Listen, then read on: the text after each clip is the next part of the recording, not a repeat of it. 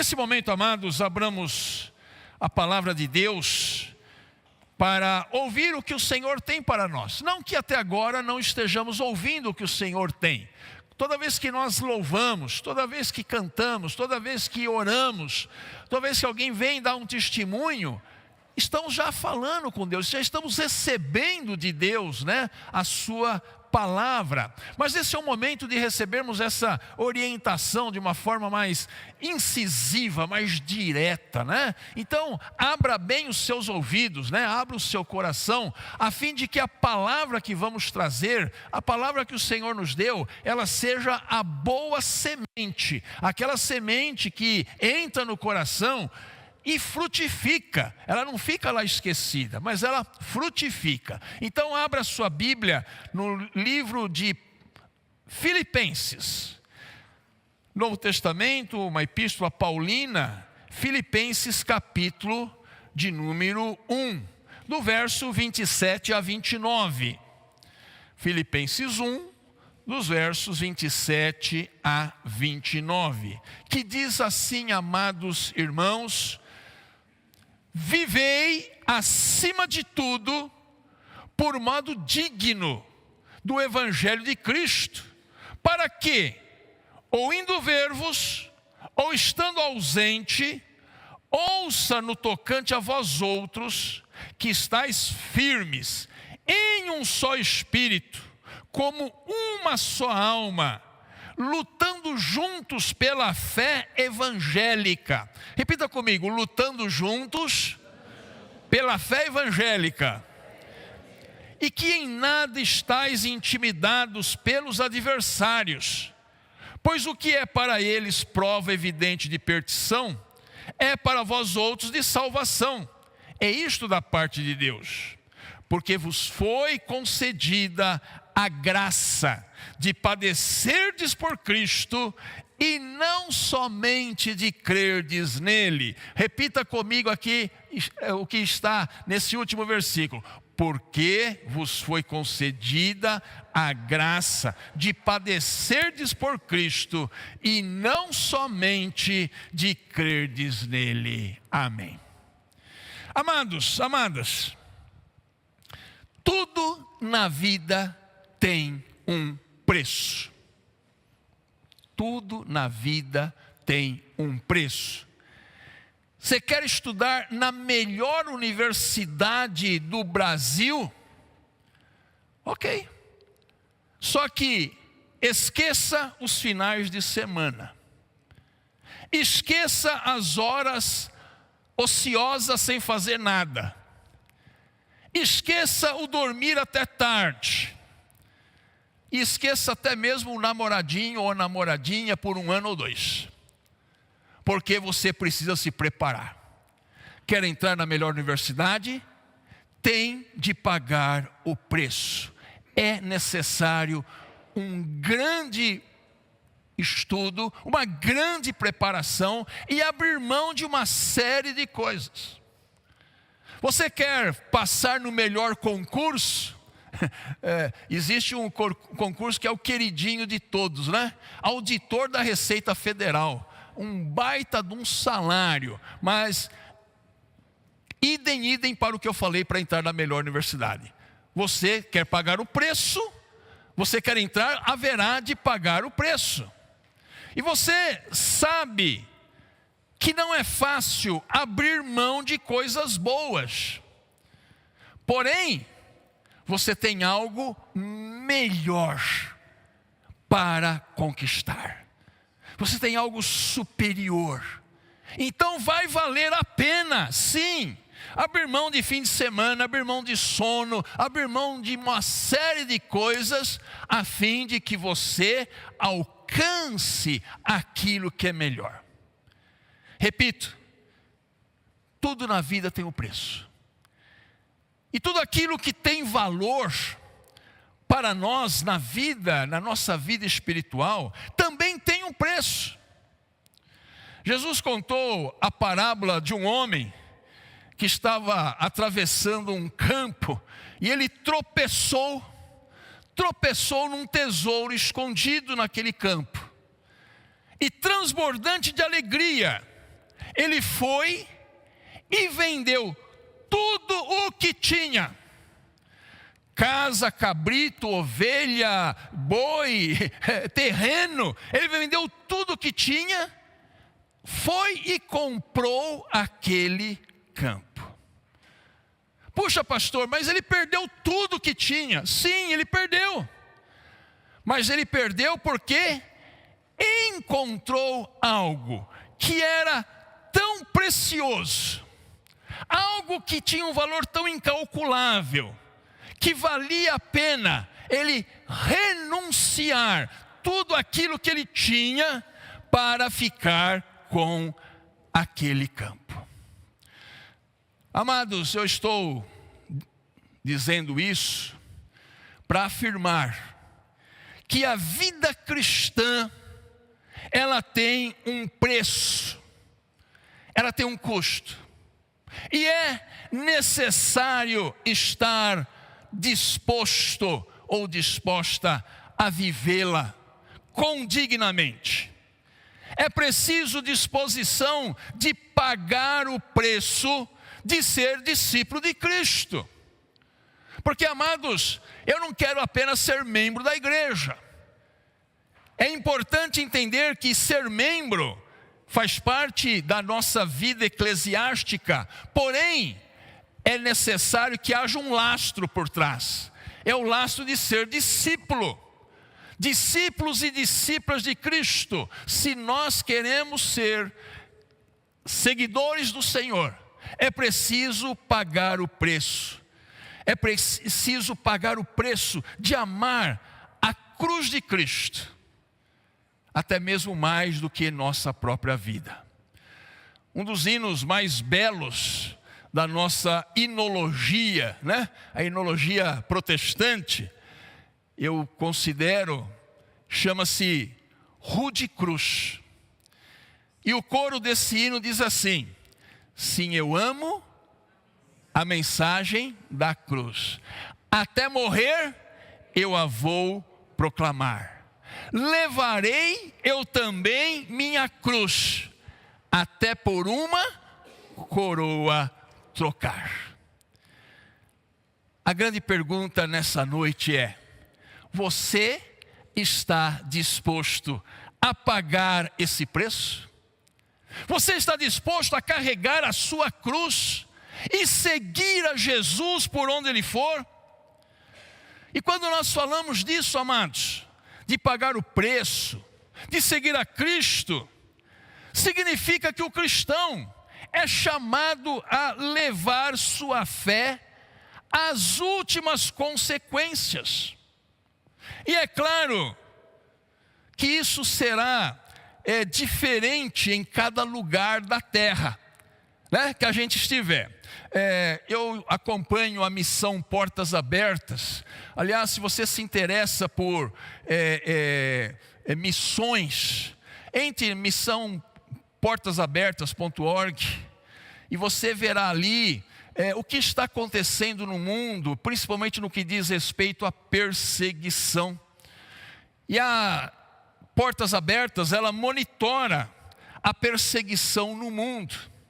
E existe ali um ranking de países, de 50 países, onde a perseguição é extrema ou a perseguição é severa.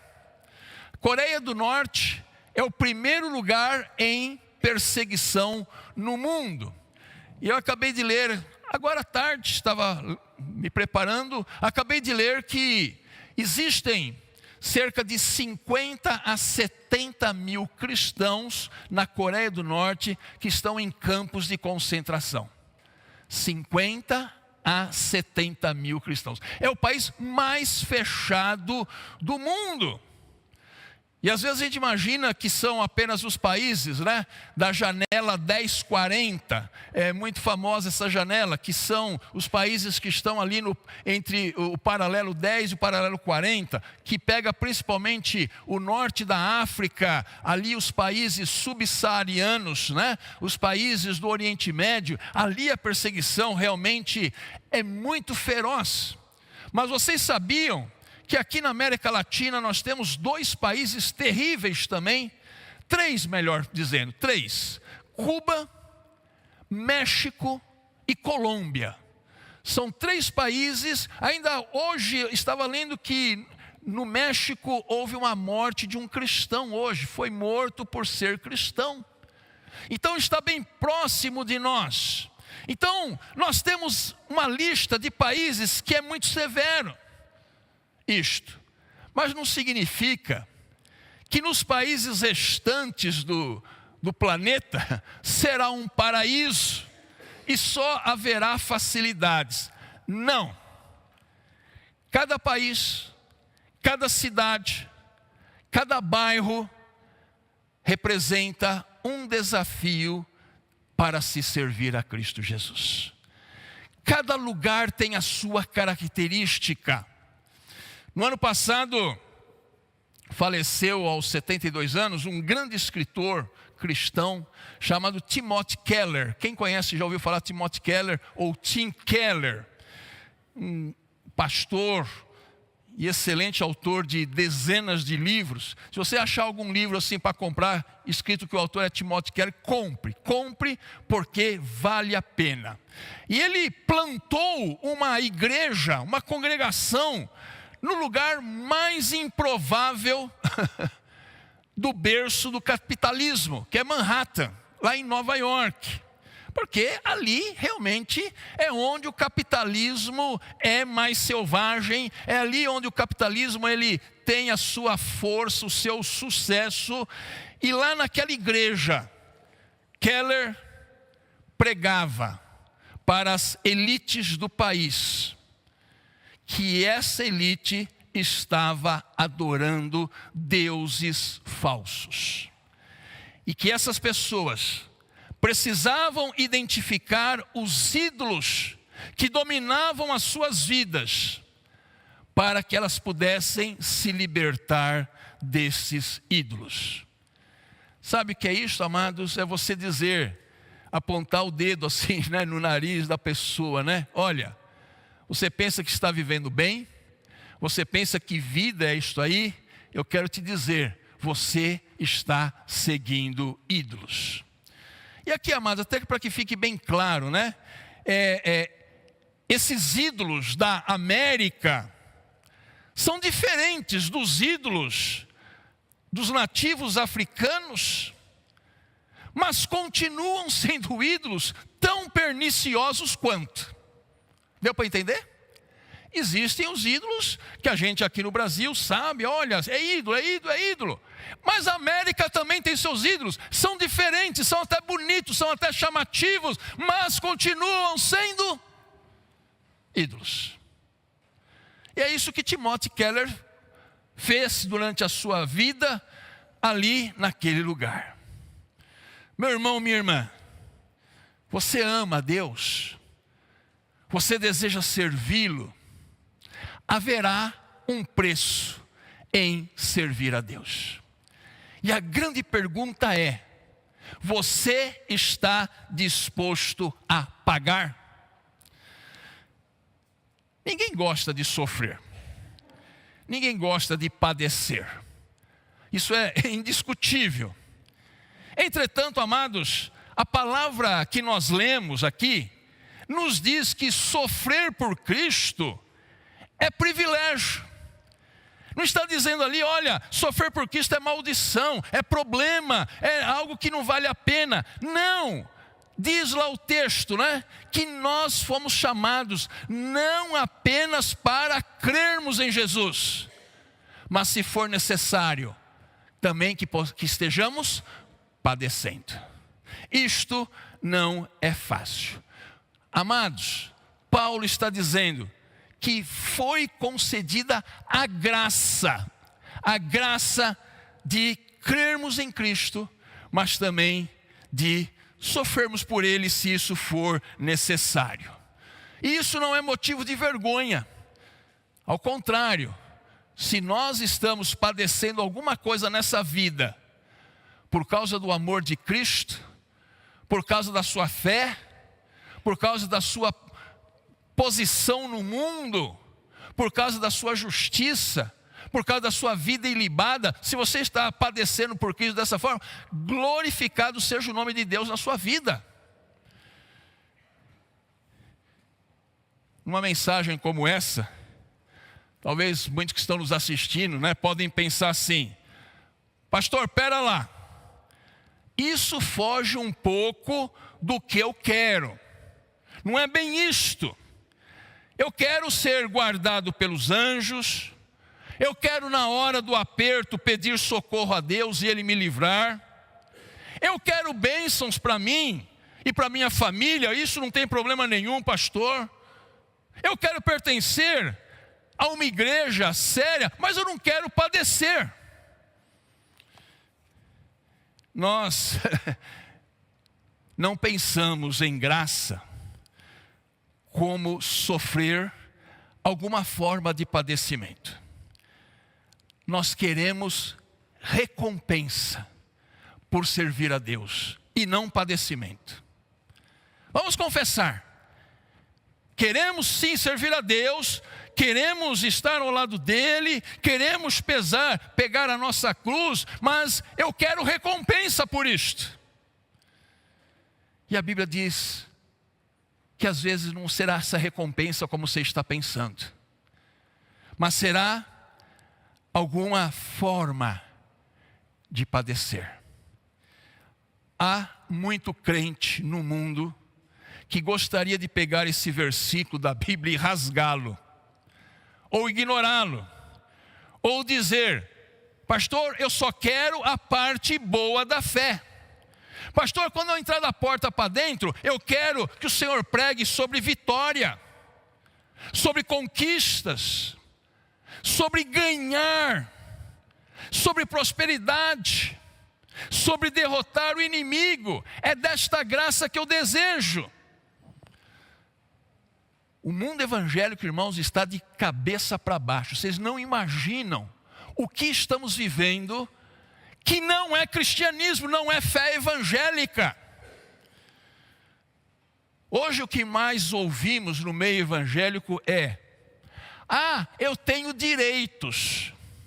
Já ouviram essa frase? Eu tenho direitos. Já pensou, você, minha irmã, mãe, ali lutando pelos seus filhos, fazendo de tudo, e aí você, naquele dia lá, você está um pouco cansada, olha, pega a comida lá no fogão, mãe, eu tenho direitos, eu quero a comida agora. Eu não quero trabalhar em casa, eu não quero arrumar a casa, eu não quero fazer isto ou aquilo, eu tenho direitos. Às vezes a gente se apresenta diante de Deus assim: Senhor, eu fiz isso, fiz aquilo, eu tenho direito. Eu mereço. Eu nasci para ser cabeça e não cauda. São coisas, amados, são teologias que afagam o nosso ego e nos levam a viver na ilha da fantasia. Mas quer voltar para a realidade? Basta abrir a Bíblia que você verá esse mundo de conto de fadas que o evangelismo está vivendo hoje se desfazer. E a realidade aparecerá nua e crua na nossa frente. Porque, amados, quando nós lemos a palavra, nós caímos na real. Se você quer viver no mundo da fantasia, liga a sua televisão e escute ali 99% dos pastores que estão falando. Você viverá no mundo da fantasia, que não tem nada a ver com o reino de Deus. Mas quando você abre a palavra, você recebe um choque de realidade. E esse choque de realidade é o que precisamos. Porque às vezes nós temos uma visão muito rasa do que é evangelho, do que é ser cristão, do que é viver para a glória de Deus. E aí nós voltamos ao texto: porque vos foi concedida a graça de padecerdes por Cristo, e não somente de crerdes nele.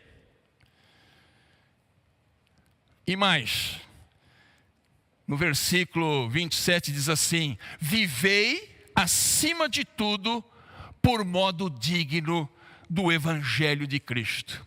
Se tem uma coisa que o cristão precisa estar vivendo nesse mundo, é viver com dignidade.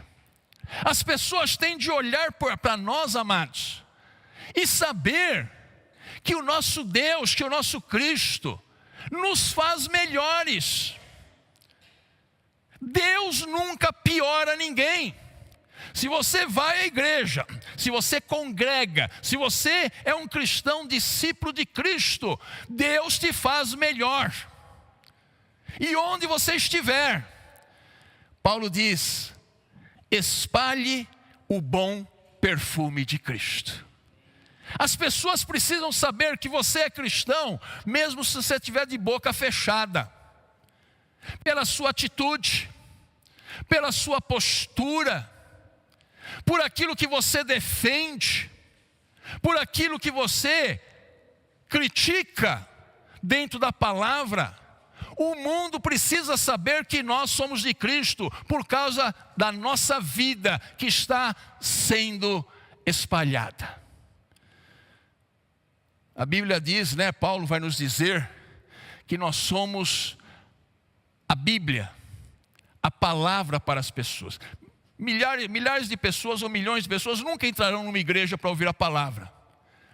Mas nós podemos ir até elas e estar mostrando a palavra de Deus através da nossa vida.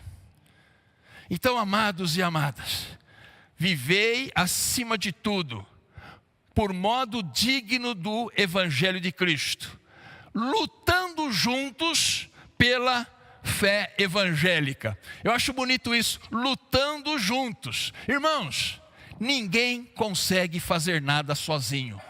A vida cristã é uma vida coletiva. Jesus sempre mostrou, ali a começar pelos 12, que nós precisamos uns dos outros, que nós precisamos caminhar juntos, que nós precisamos ouvir o Espírito falar quando estamos juntos. Abra o livro de Atos e você verá que o Espírito Santo de Deus agia poderosamente quando a igreja estava reunida. Viver isolado, viver sozinho e dizer: eu sou cristão, Deus está comigo. Irmão, você não entendeu. Você não entendeu que a sua fé em Cristo te levará a viver junto com outros, a caminhar com outros. Isso, irmãos, é difícil, viu? Às vezes é melhor você falar: eu quero ficar sozinho, porque pelo menos eu faço o que eu quero. Eu quero ficar sozinho, aquele pastor pega muito no meu pé. Eu quero ficar sozinho porque tem uns irmãos que não pensam igual eu, e eu não quero discutir, eu não quero ali, me desgastar. Na verdade, amados, a fé em Cristo Jesus, nós a vivemos no coletivo. Nós a vivemos juntos, uns com os outros. Que luta é essa, pela fé evangélica? Sabe qual é a nossa luta, amados? Testemunhar Jesus é confrontar as trevas com a luz.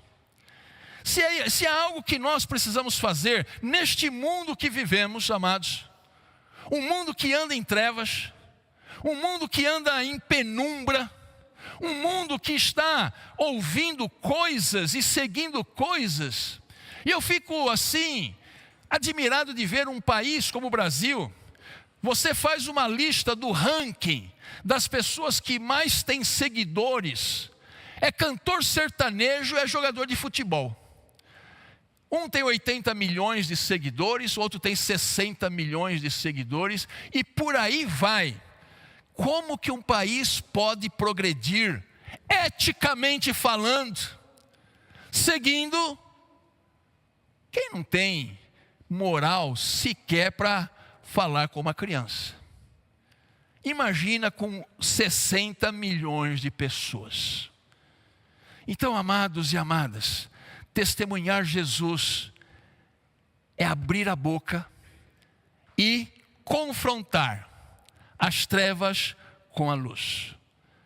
Confrontar a mentira com a verdade. Confrontar a violência com a solidariedade, com a paz. Vocês percebem que está todo mundo muito irritado? Percebe que está todo mundo muito violento? Hoje em dia vai ficar para a história, né? Você vai fazer um debate, você leva uma cadeira, né? Leva uma cadeira que ela pode servir de arma para em determinado momento você dar uma cadeirada em alguém. Então, amados e amadas, é graça de Deus a gente se juntar com outros irmãos com o propósito de enfrentar os poderes das trevas e tornar esse mundo melhor do que é. O último cântico que nós entoamos, eu não conhecia, mas que mostra, né, que os leões não pararam a igreja, que o inferno não prevaleceu sobre a igreja, que o Coliseu de Roma não conseguiu destruir a fé. E eu vou dizer para vocês, é isso mesmo. Aquele que está em Cristo haverá de vencer todas as oposições. É graça, se por amor a Cristo você engole sapos. Sabe o que é engolir sapo? É graça, é melhor do que você brigar e dar uma cadeirada no outro. Então é graça por amor a Cristo você engolir sapos. É graça por amor a Cristo você andar a segunda milha. É graça por amor a Cristo você não dar o troco. Sabe por quê? Porque você sabe que vai padecer isto em prol de algo maior. É isto. Nós não vamos fazer muitas coisas porque que seriam erradas, mas aos olhos do mundo seriam certas, porque nós temos um propósito maior. Nós queremos testemunhar a nossa fé, queremos testemunhar o amor de Cristo, e queremos testemunhar a paz de Cristo. Mas para testemunhar a paz, eu preciso ser o que antes? Um pacificador. Foi o que Jesus falou, bem-aventurados os pacificadores. E ser um pacificador é mais do que apenas você testemunhar a paz. Sabe por quê? Porque se você é um pacificador, significa que onde você chegar, pode estar a maior confusão ali, você vai pacificar. Você não vai jogar mais gasolina. Você não vai chegar e dizer, é mesmo, eu vi, foi coisa até pior que ele fez. Não, você vai pacificar. Nós somos chamados a ser pacificadores, irmãos. Se eventualmente numa reunião da igreja, num determinado momento, houver alguém que fica mais exaltado, isso pode acontecer, nós somos humanos, não tem problema. Mas que sempre haja um pacificador e diga, olha, isso, se a gente for por este lado, vai dar problema.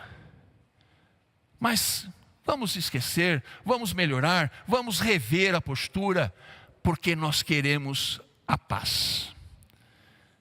Por isso, amados irmãos e irmãs, nós vivemos tempos difíceis.